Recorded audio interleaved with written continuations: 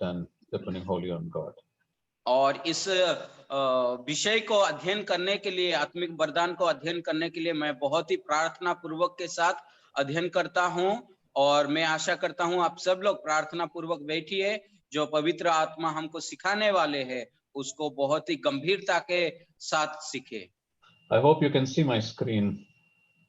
मैं चाहता हूं, मैं आशा रखता हूं कि आप मेरा जो स्क्रीन को देख पा Yes, रहे हैं। uncle. Yes. All right. Okay.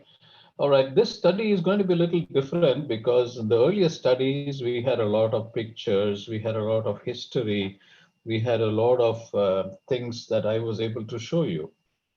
और ये जो अध्ययन जो पिछले 2 क्लासों से अलग होगा, क्योंकि उस 2 क्लासेस में हम लोग कुछ पिक्चर्स को भी देखे थे और उनका और भी तमाम बातें को देखे थे, लेकिन ये उससे बहुत ही हट करके है। Yeah, so this study is going to be a little different, and I trust all of you will very keenly and intently listen to the word of God. और ये जो अध्ययन बहुत ही अलग तरीका का होगा, और मैं इच्छा करता हूँ, आशा रखता हूँ कि आप सब लोग को ये अच्छा लगेगा और आप प्रार्थना पूर्वक इस वचन को आप लोग सुनेंगे। So on the screen, what you see the letters Father, God, Son, and the Holy Spirit. और आपके जो ये स्क्रीन में आप लोग देख सकते हैं, पिता, पुत्र, पवित्र आत्मा, परमेश्वर के बारे में हम देखते हैं। All right, and on this, in the center, let me get my pointer. Okay, in the center where you see my pointer, God is the center of everything. और आप इसमें देख सकते हैं मेरा पॉइंटर को, परमेश्वर इन 3 व्यक्तियों के केंद्र बिंदु है। And we know that God is a Trinity, God in 3 persons. और हम जानते हैं परमेश्वर त्रिएक परमेश्वर है। All right, so it is God the Father, और ये पिता परमेश्वर, and it is God the Son, पुत्र परमेश्वर, and then it is God the Holy Spirit. और पवित्र आत्मा परमेश्वर। All 3 characters or personalities are very, very important. और ये 3 व्यक्तित्व, ये 3 व्यक्ति बहुत ही महत्वपूर्ण हैं। All right. It's very difficult to understand Trinity. In my understanding, it's very difficult to understand Trinity. और ये बहुत ही कठिन विषय है कि त्रिएक परमेश्वर के बारे में एक सही समझ रखना। Everyone is powerful. The Father, the Son, the Holy Spirit, all are equally powerful. All are God, but they work in different functions. That is all that I will want to say right now, but I'm not getting into it deeper because that itself is a separate study. और इसमें हम देखते हैं पिता, पुत्र, पवित्र आत्मा सब परमेश्वर है, और सब लोग, पिता भी शक्तिशाली है, पुत्र भी शक्तिशाली है, पवित्र आत्मा भी शक्तिशाली है। 3 व्यक्तित्व के बारे में हम यहाँ अध्ययन कर रहे हैं। Now we all have come across very commonly about God the Father and God the Son, which is the Lord Jesus Christ. और हम पिता परमेश्वर, पुत्र परमेश्वर के करीब हम आ चुके हैं, और हम उनके बारे में बहुत अच्छे से भी जानते हैं। But what we will be focusing to study is more of the Holy Spirit. और इस अध्ययन में हम लोग ज्यादातर पवित्र आत्मा परमेश्वर के बारे में अध्ययन करेंगे। When we talk about spiritual gifts is purely from the Holy Spirit, based on the Holy Spirit.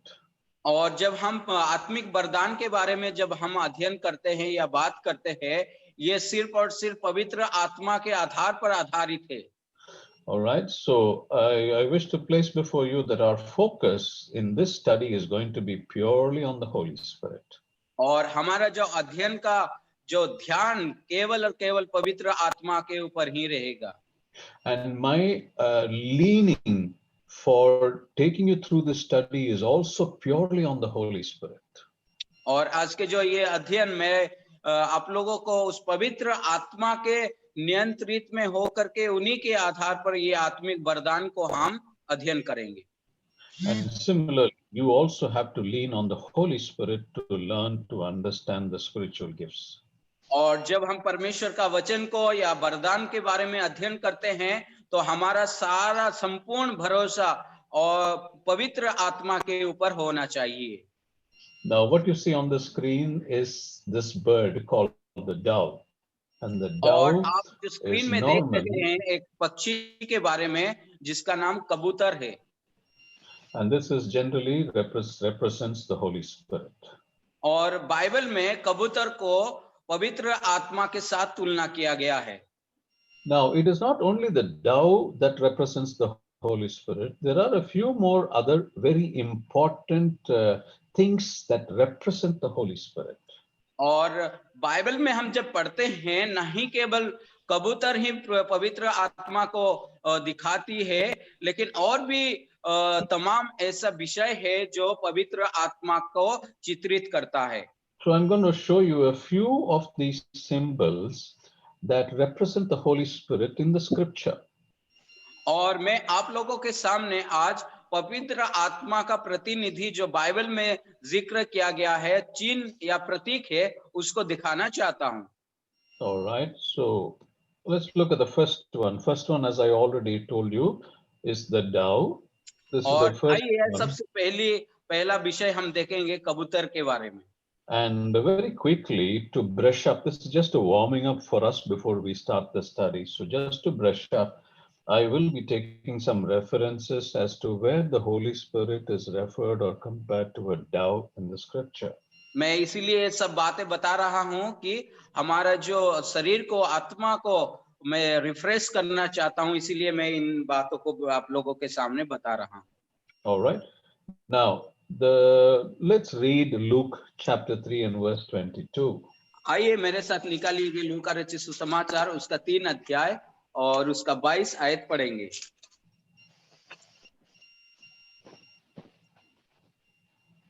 और पवित्र आत्मा शारीरिक रूप में कबूतर के समान उस पर उतरा और ये आकाशवाणी हुई, तू मेरा प्रिय पुत्र है, मैं तुझसे प्रसन्न हूं। All right, so that is the proof that the Holy Spirit is a dove as per this verse. और इस वचन के आधार पर हम देखते हैं कि पवित्र आत्मा को कबूतर के साथ तुलना किया गया है। All right, next what do we have? Next और we दूसरे विषय को देखते हैं। Next what we have is the scripture compares the Holy Spirit to oil. और दूसरा बात ये है कि परमेश्वर का वचन में पवित्र आत्मा को तेल के साथ तुलना किया गया है। All right, what are the references for that? और इसका रेफरेंस क्या है, उसका रेफरेंस क्या है? Let's read 1 Samuel chapter 16 and verse 30. आइए पहला शमूएल उसका 16 अध्याय और उसका 13वां वचन हम पढ़ेंगे। तब शमूएल ने अपना तेल का सिंग ले करके उसके भाइयों के मध्य में उसका अभिषेक किया और उस दिन से लेकर अभिषेक को यहोवा का आत्मा दाऊद पर बल से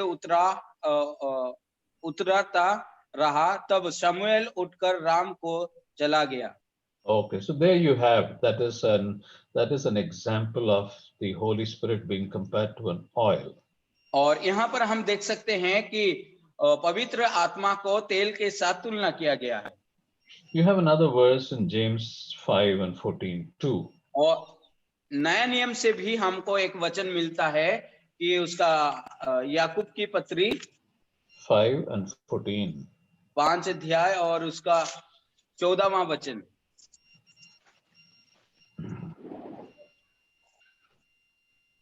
यदि तुम में कोई रोगी है तो कलीसिया के प्राचीन को बुलाए और वे प्रभु के नाम से उस पर तेल मलकर उसके लिए प्रार्थना करें। All right, what do we have next? और इसके बाद हम क्या देखते हैं? Fire is another symbol of the Holy Spirit. और आग है पवित्र आत्मा का दूसरा प्रतीक। We can read Acts chapter 2 verses 3 and 4.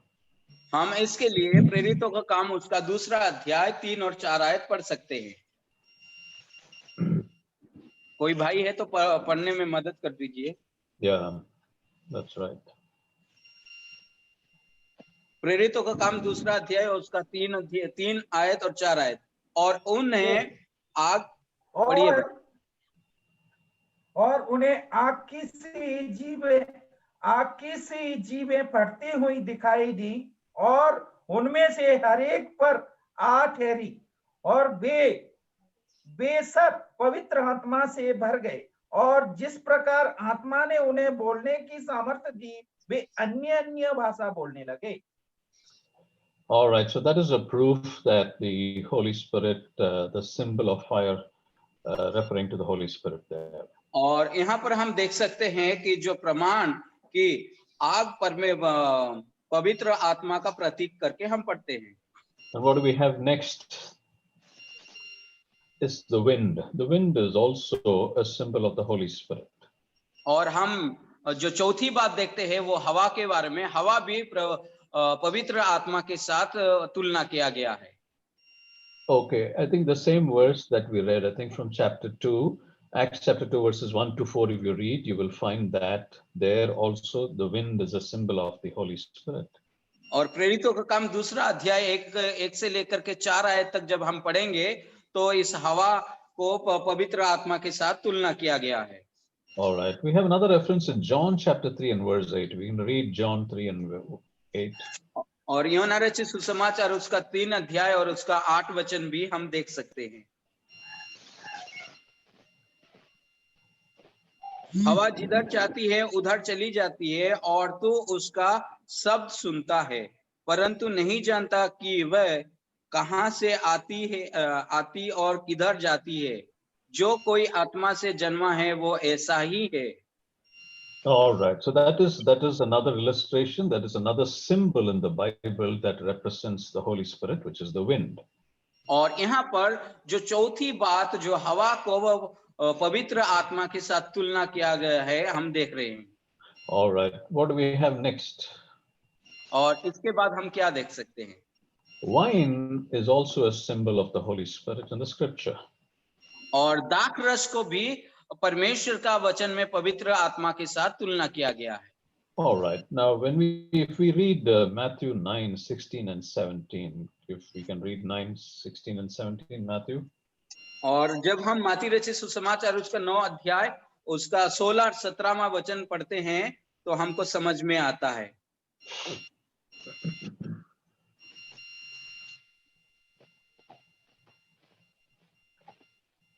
Gabbar Singh भाई। Yes brother. Matthew 9. कितना? मत्ती 9 का 16-17। ओके, एक मिनट।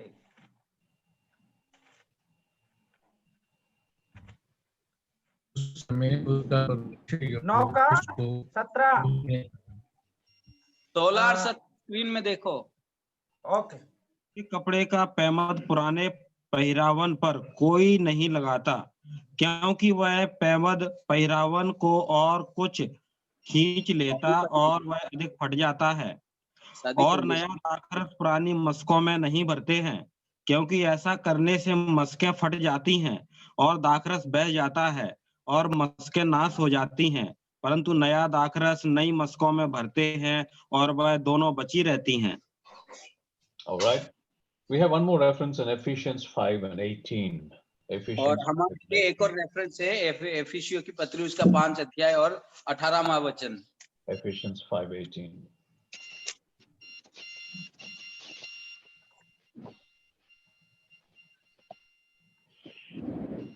दाखरस से मतवाला ना बनो क्योंकि इससे परिपूर्ण होता है पर आत्मा से परिपूर्ण होते जाओ।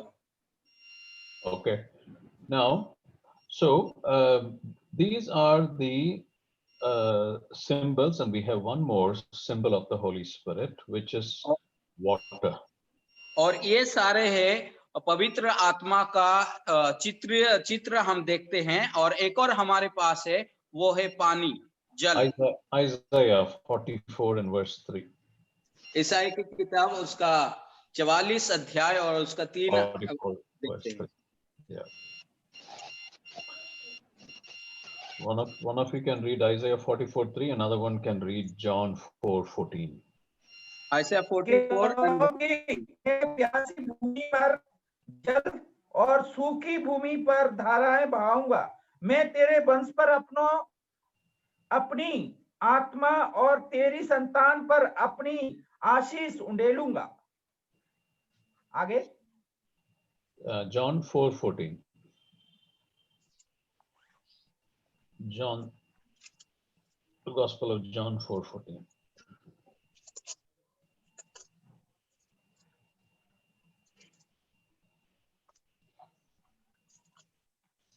परंतु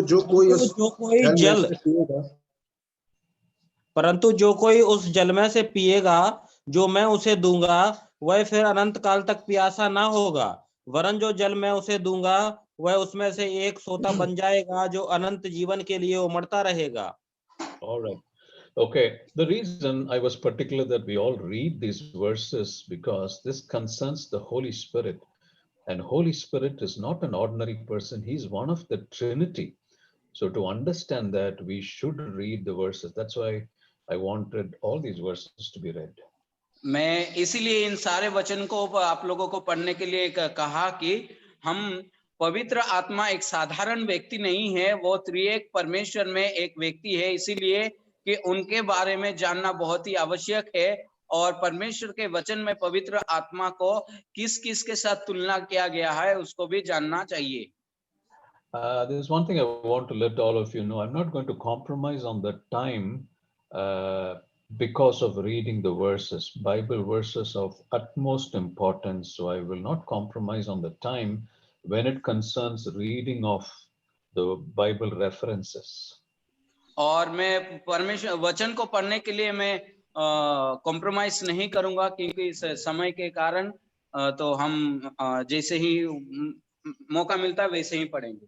All right, I think there will be a lot of references that we have to read because these verses are very, very important for all of us. And so I will insist that we be prepared to read many verses, many references. और मैं आशा करता हूं कि 2-3 भाई लोग तैयार रहना कि वचन को जल्दी जल्दी निकाल के पढ़ने में आप मदद करिए, क्योंकि इन सारे वचन बहुत ही महत्वपूर्ण है हमारा अध्ययन के संबंध में। All right, so we have seen about the Holy Spirit. We have seen the symbols that the scripture refers to as Holy Spirit. We have seen that so far.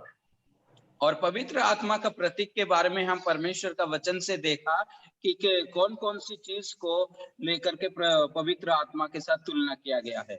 Because the spiritual gift, the subject that we're learning right now, comes from the Holy Spirit. और ये जो विषय के बारे में हम अध्ययन करने जा रहे हैं, ये पवित्र आत्मा की ओर से दिया जाता है।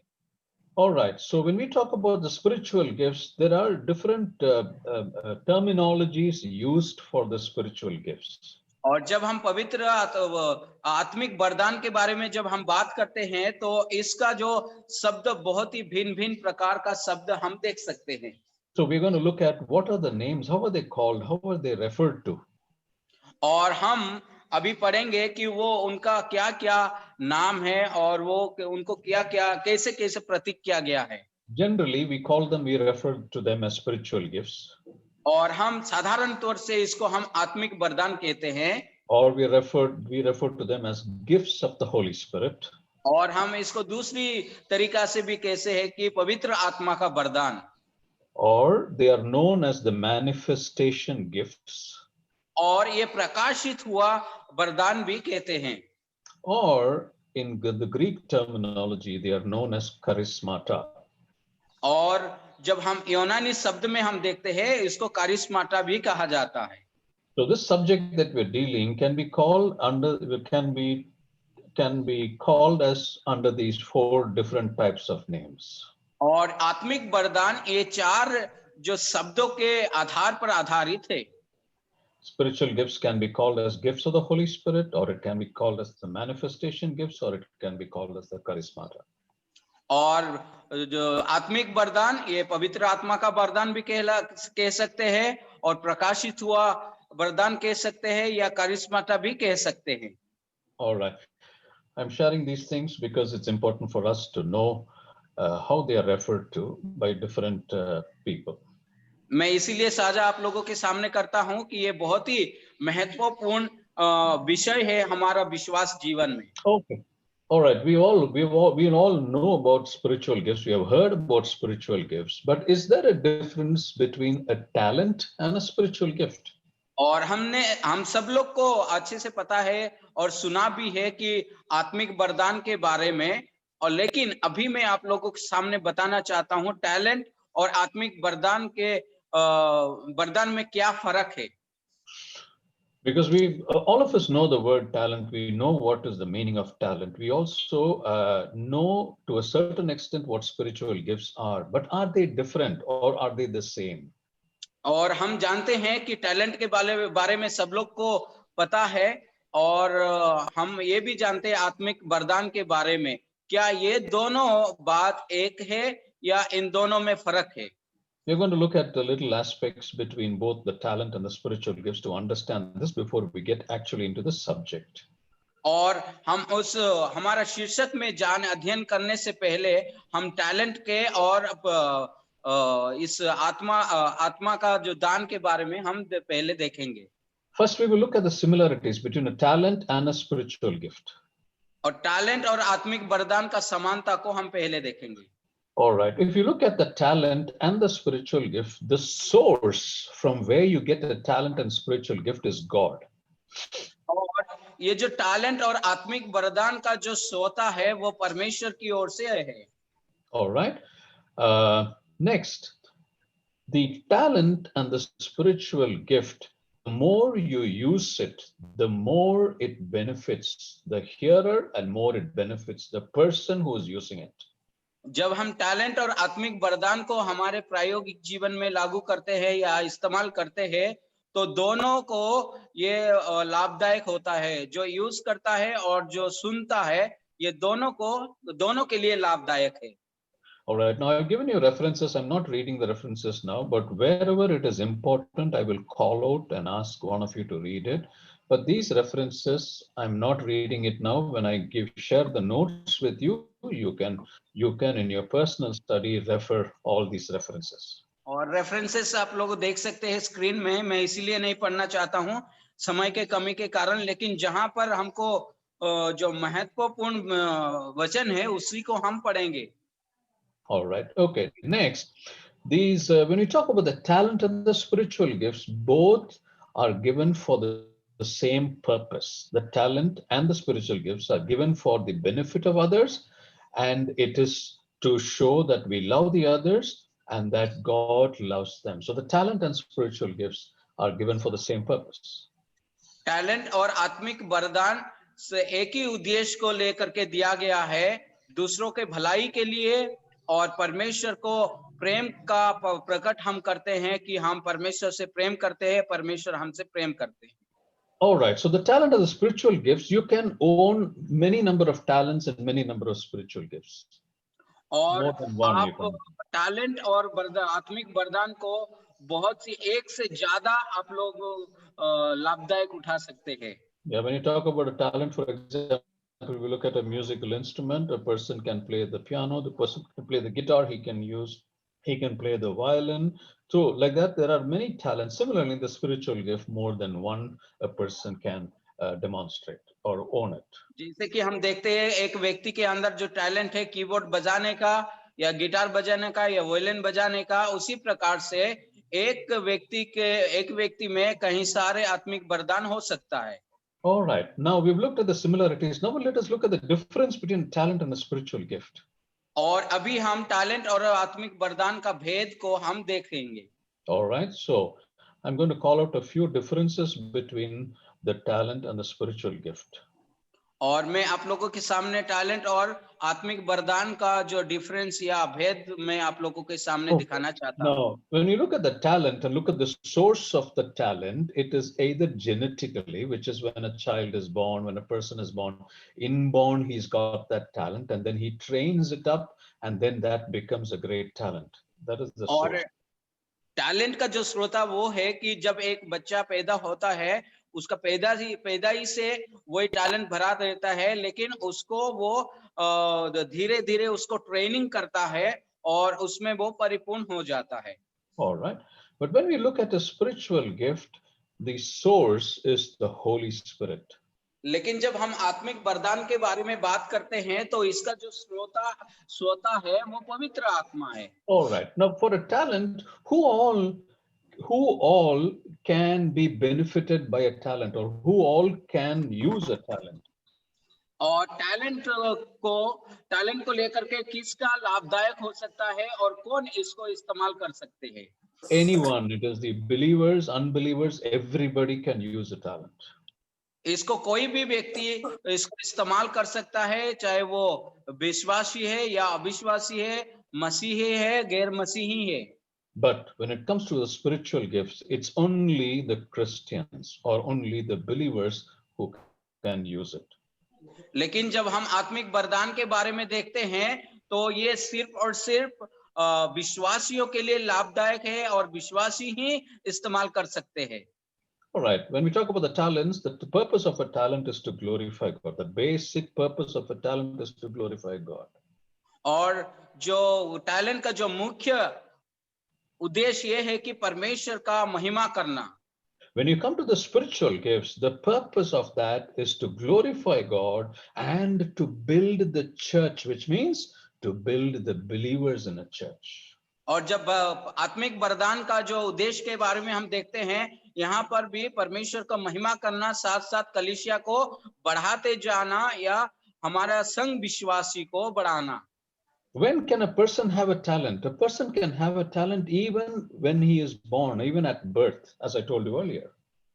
जैसे मैं सबसे पहले ही बताया कि ये टैलेंट को किसको मिलता, कब मिलता है? जब उसका पैदा होता है तभी मिलता है। But a spiritual gift can also be got at a birth, but what kind of a birth? A new birth. और आत्मिक वरदान हमको कब मिलता है? वो यहाँ पर भी पैदाई के समय ही मिलता है, लेकिन ये एक नया जो जन्म के बारे में हम देखते हैं। Yeah, when we talk about a new birth, we talk about salvation. और जब हम नया जीवन के बारे में नया जीवन के बारे में जब हम बात करते हैं, ये तो उद्धार के बारे में। All right. So when you talk about a talent cannot cease. When a person has learned a particular talent and he's using it, the talent will never cease. और टैलेंट को जब हम देखते हैं, ये कब खत्म होगा? ये कभी भी खत्म नहीं होगा। All right. But when it comes to a spiritual gift comes out only by the manifestation of the Holy Spirit. And so if the Holy Spirit doesn't work in your life, the manifestation of the spiritual gift ceases. और हम जब आत्मिक वरदान के बारे में हम जब देखते हैं, तब जब पवित्र आत्मा आपके जीवन में प्रदर्शित नहीं होते हैं, तब खत्म हो सकता है। All right. Now, to get more talents, or to get what I'm trying to say is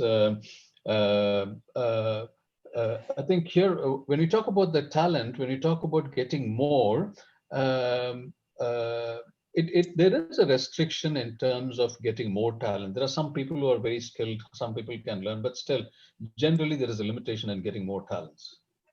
और मैं ये समझता हूँ, आशा रखता हूँ कि टैलेंट को हम ज्यादा प्राप्त भी नहीं कर सकते हैं, जितना हमको देते हैं उतना ही। और कुछ लोग ये करते हैं कि ट्रेनिंग करते हैं कि ज्यादा लेने के लिए, लेकिन उतना नहीं ले पाते हैं।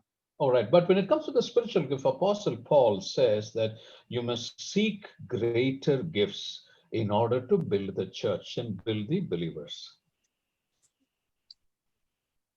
लेकिन पवित्र आत्मा प्रेरित पौलुस के द्वारा ये बात कहते हैं कि अगर आप और भी बड़ा पवित्र जो आत्मिक वरदान को आप खोज कर सकते हैं। All right. Now, what is the guarantee of a talent for everyone? It is scripturally not that. A talent a person can have, a person cannot have a talent. Scripturally, it is not mentioned there. There's no guarantee in the scripture.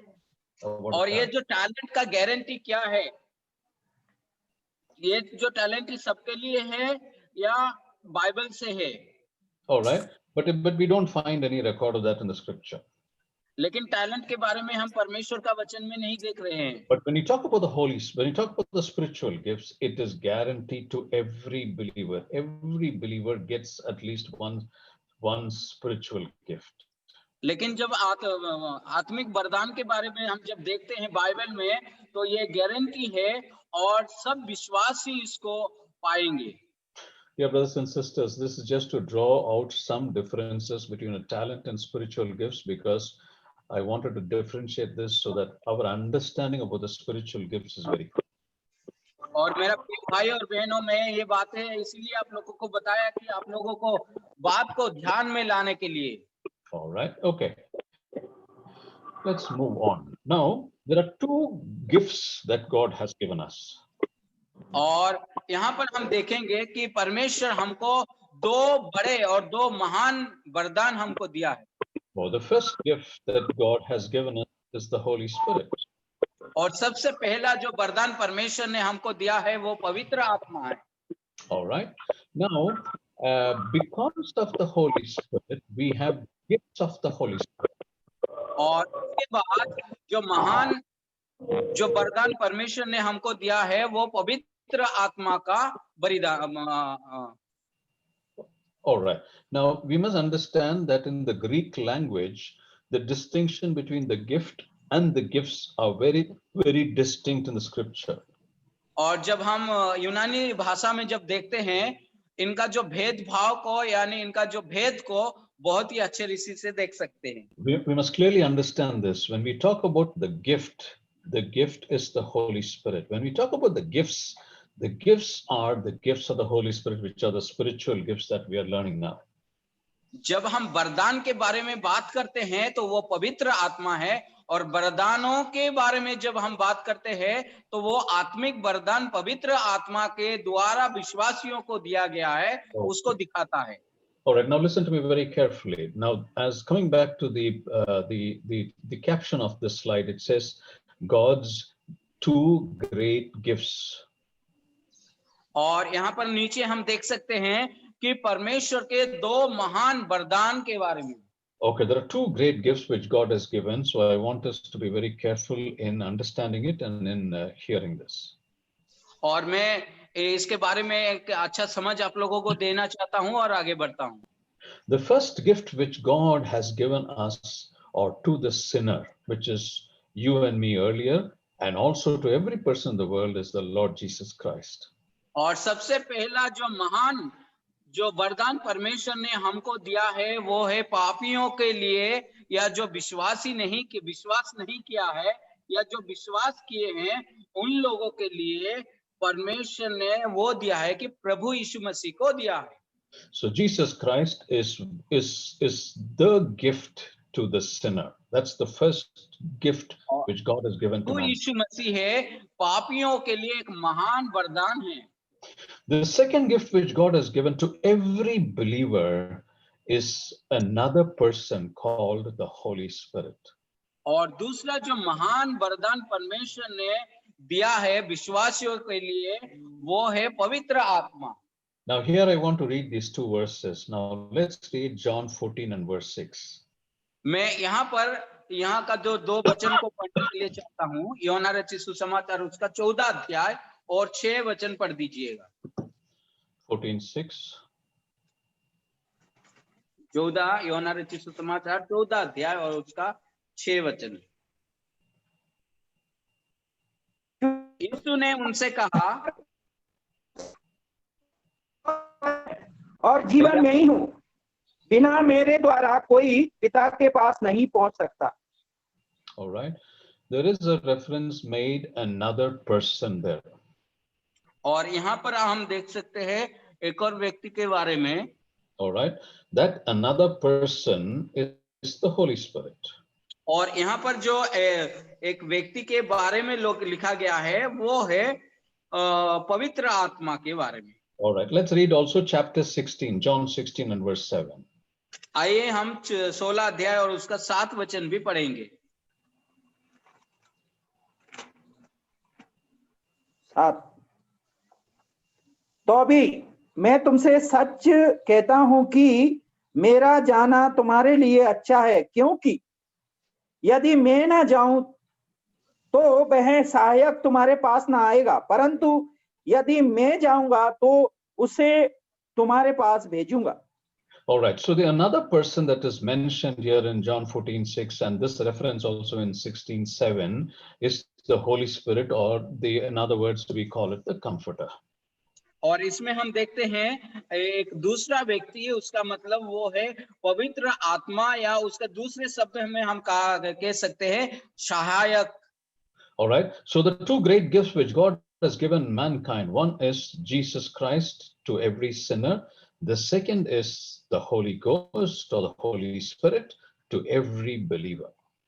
परमेश्वर ने दो महान वरदान इंसान को दिया है। पहला है जो पापियों के लिए प्रभु यीशु मसीह को दिया है, और विश्वासियों के लिए पवित्र आत्मा को दिया गया है। All right, I think I made a mistake there. John 14:6 I said, but my apologies. Please read John 14:16. My apologies.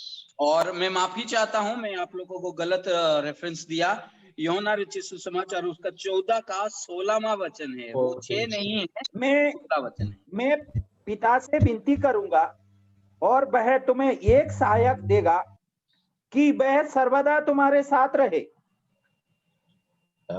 That's the verse. I will pray the Father and he shall give you another comforter. You see that word, another comforter. और इसमें आप देख सकते हैं कि एक और सहायक के बारे में परमेश्वर प्रभु यीशु मसीह बात कर रहे हैं। Okay, another comforter or another person, because when the Lord was there, he himself was our comforter. He himself was the person with everyone in this world. But when he leaves the place, he says, I'm not going to leave you alone. There's going to be another person who's going to come, and that is the comforter. That is the another person, which is the Holy Spirit.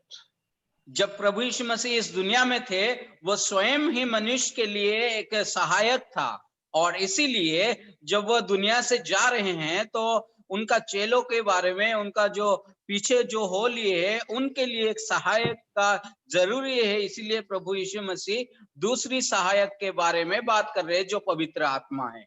All right, so I just want us to be very clear on these two great gifts which God has given us, which is the Lord Jesus Christ to every sinner, the Holy Spirit to every believer. और मैं इन दो महान वरदान को आप लोगों के सामने बहुत ही साफ रीति से बताना चाहता हूं, जैसे कि पापियों के लिए प्रभु यीशु मसीह को दिया है और पवित्र आत्मा विश्वासियों को दिया गया है।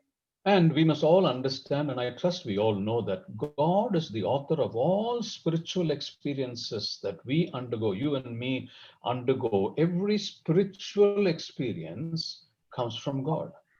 परमेश्वर सारे जो आत्मिक अनुभव का श्रोता है, जो हम सब लोग उसके द्वारा जा रहे हैं। All right. Now, I want to refer to you two scripture references, very important scripture references about the spiritual gifts. मैं आप लोगों के सामने दो रेफरेंस देना चाहता हूं, जो कि उस आत्मिक वरदान के वरदान को लेकर के बात करते हैं। First is 1 Corinthians 12 and verse 7, chapter 12 and verse 7. We must read this verse. पहला जो रेफरेंस है, पहला कुरिन्थियोस उसका 12 अध्याय और उसका 7 वचन।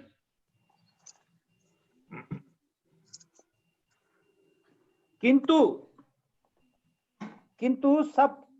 सबके लाभ पहुंचाने के लिए हर एक को आत्मा का प्रकाश दिया जाता है। All right, I hope you all understood this. A spiritual gift is given to each of us so that we can help each other. That is the purpose of a spiritual gift. और आत्मिक वरदान का जो उद्देश्य ये है कि हम एक दूसरे को सहायता करें। That's what you have it in Hindi, right? That's the explanation, right, in Hindi? Yes, sir. All right. Okay. Now, the next verse that we must all read is 1 Peter 4 and verse 10. Chapter 4, 1 Peter and verse 10. और पहला पत्रस उसका 4 अध्याय और 10 आयत पढ़िएगा। 4:10 जिसको जो वरदान मिला है वे उसे परमेश्वर के नाना प्रकार के भले भंडारियों के समान एक दूसरे की सेवा में लगाए। All right. Now, these two great men of God, Apostle Paul and Apostle Peter, have given us references as to how important spiritual gifts are. और यहाँ पर दो परमेश्वर का जन किस प्रकार से वो आत्मिक वरदान का महत्वपूर्ण विषय को जिक्र करते हैं। एक तो प्रेरित पौलुस कोरिन्थियों के पत्री में और प्रेरित पत्रस वो अपनी पत्री में किस प्रकार से जिक्र कर रहे हैं। Now, both of them have emphasized the use of a spiritual gift rather than importance. The use of a spiritual gift is what both these great men of God have referred in the scripture. और यहाँ पर दो प्रेरित परमेश्वर प्रभु यीशु मसीह का दो प्रेरितों ने उस वरदान का जो इस्तेमाल करने के बारे में व्यवहार करने के बारे में दिया लिखा है। The common thing that you see in both the verses is use them well to serve one another, and in 1 Corinthians we read so that we can help each other. और पहला कोरिन्थियस में हम लोग ये पढ़े कि हम एक दूसरे को मदद करने के लिए, और हम पत्रस में ये पढ़ रहे हैं एक दूसरे का सेवा में लगाने के लिए ये वरदान हमको दिया गया है। So what do we understand from these two verses? और इस दोनों वचन से हम लोग को क्या समझ में आता है? A spiritual gift is for the benefit of the church, is for the benefit of one another, it's for the benefit of the other brother and sister. और ये जो आत्मिक वरदान कलीसिया का बढ़ोतरी के लिए, कलीसिया का लाभदायक के लिए और हमारा संगी विश्वासियों के लिए और एक दूसरे को आगे बढ़ाने के लिए मदद करता है ये आत्मिक वरदान। All right, now I told you at the beginning itself there are few names or the nomenclatures by which the spiritual gift is referred to, and one of them here is charismata. और जैसे मैं सबसे पहले ही बताया था कि आत्मिक वरदान को लेकर के 4 अलग-अलग शब्द का इस्तेमाल किया गया है, उसका जो एक शब्द हम यहाँ पर देखते हैं कारिस्माटा। Charismata is a Greek word. कारिस्माटा एक यूनानी शब्द है। The meaning of charismata is that any or all changes produced by an indwelling Holy Spirit, by the indwelling Holy Spirit. और कारिस्माटा का जो मतलब ये है कि जितना भी जो वो उत्पादक करते हैं वो पवित्र आत्मा का निवास के द्वारा और पवित्र आत्मा का नियंत्रित के द्वारा ही करते हैं। Now, in the New Testament, there are 20 different things at least that are called charismata. और नया नियम में हम 20 भिन्न प्रकार का बातें को जो करिश्माटा कहलाते हैं उसको देख सकते हैं। Okay, charisma is a singular word. When you talk about plural and singular, charisma is singular, whereas charismata is plural. जब हम कारिश्मा के बारे में देखते हैं तो कारिश्मा एक शब्द एक वचन है और कारिश्माटा बहुवचन है। All right, so when you talk about charismata, it talks about spiritual gifts, multiple, more than one. जब हम कारिश्माटा के बारे में पढ़ते हैं तो वो एक से ज्यादा वरदानों के बारे में बात करता है, जो आत्मिक वरदान जो विश्वासियों को दिया गया है वो चीज को दिखाता है। All right, in Romans 6 and verse 23, we know that verse very well. The wages of sin is death, but the gift of God is eternal life. The first use of charismata in Greek, the first use of that word is in this verse, Romans 6:23, in the verse gift. और हम जब Romeo की पत्री 6 अध्याय और उसका 23 वचन पढ़ते हैं, क्योंकि पाप की मजदूरी तो मृत्यु है, परंतु परमेश्वर का वरदान हमारे प्रभु यीशु मसीह में अनंत जीवन है। और इसमें सबसे पहली बार जो कारिश्माटा का शब्द को उपयोग किया गया है। All right. Now, the first time the word charismata or charisma is used here in this particular verse in the scripture is in Romans 6:23. What does it mean? We talk about eternal life. Eternal life is a grace gift which is given by God. और यहाँ पर हम देखते हैं कि Romeo की पत्री 6 अध्याय 23वां वचन में ये जो कारिश्माटा जो शब्द है सबसे पहली बार उपयोग किया गया है, और जो वरदान के बारे में, अनंत जीवन के बारे में जो दिया गया है कि वो अनुग्रह का वरदान है। So what does it mean? It means charisma, which means the gift. The gift of God, in other words, is called charisma. And what is that gift? That gift is eternal life, that we all know it. और गब्बर सिंह भाई please आप unmute रखिए, आप mute कर दीजिए। और यहाँ पर हम ये देखते हैं कि परमेश्वर का जो वरदान क्या है, परमेश्वर का वरदान वो है कि अनंत जीवन। All right. Okay. So, all right. Now, when as we know, when one receives the Lord Jesus Christ, we have eternal life, and that gift is called charisma, which is showing God's grace. So that gift of eternal life, all the charisma is eternal life, which shows the grace of God given to a person who believes the Lord Jesus Christ.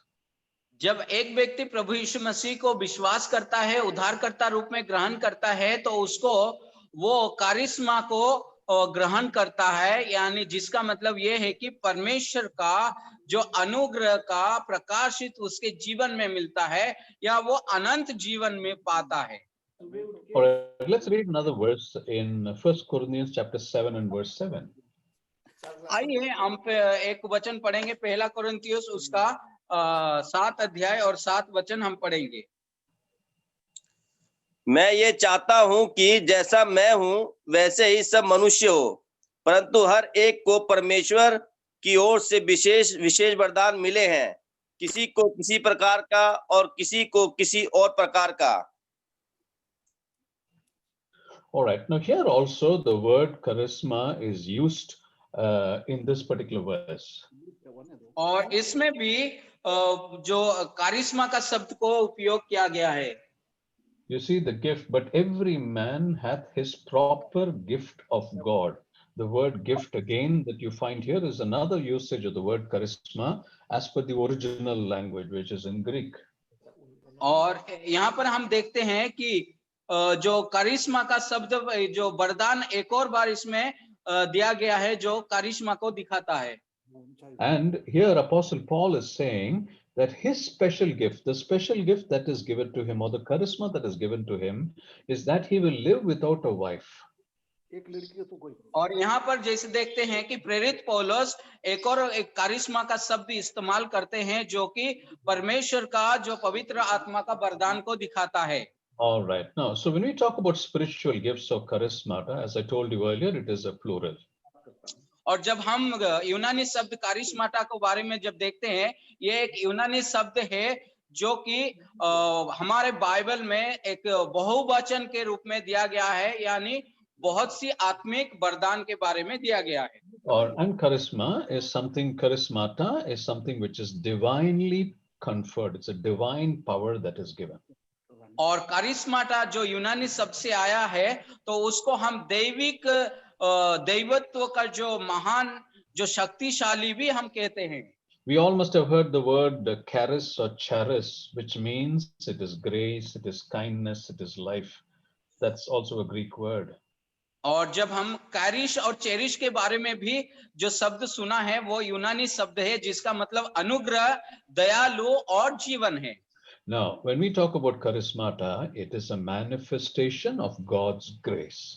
जब हम कारिश्माटा का शब्द को देखते हैं वो प्रभु यीशु मसीह का, परमेश्वर का अनुग्रह का प्रकाशन को देखते हैं। We must understand that charismata covers the divine life of every person. It covers or it produces a result because of the Holy Spirit or the Comforter that is dwelling inside a believer. और कारिश्माटा एक विश्वासी के जीवन में जो कार्य करता है उसका परिणाम दिखाता है और उसका दैवत्व जो जीवन को वो कवर अप करके रखता है। So to understand this very clearly, because the Holy Spirit is within you and me, the result is what is divinely produced because of the Holy Spirit that is within us. जब पवित्र आत्मा विश्वासी के अंदर बस जाता है तो वो उस जो परिणाम को उत्पन्न करता है जिसके वजह से वो कारिश्माटा को प्रोड्यूस करता है। Yeah, that is called charismata. That is the grace or the gift that we have that comes out because the Holy Spirit is within us. That is called charismata. और जब पवित्र आत्मा व्यक्ति विश्वासी के जीवन में वास करता है, निवास करता है, तो उस जो परिणाम को उत्पन्न करता है उसको हम करिश्माटा कहते हैं। All right, okay. I'm going to stop here. It is 9 o'clock. It's going to be 9. It's just 2 minutes here. I will stop here. And God willing, we will continue this on Wednesday. और प्रभु का इच्छा है तो हम बुधवार को देखेंगे। आज मैं यहाँ पर आज का क्लास को समाप्त करना चाहता हूँ। I hope it has been useful to every one of you.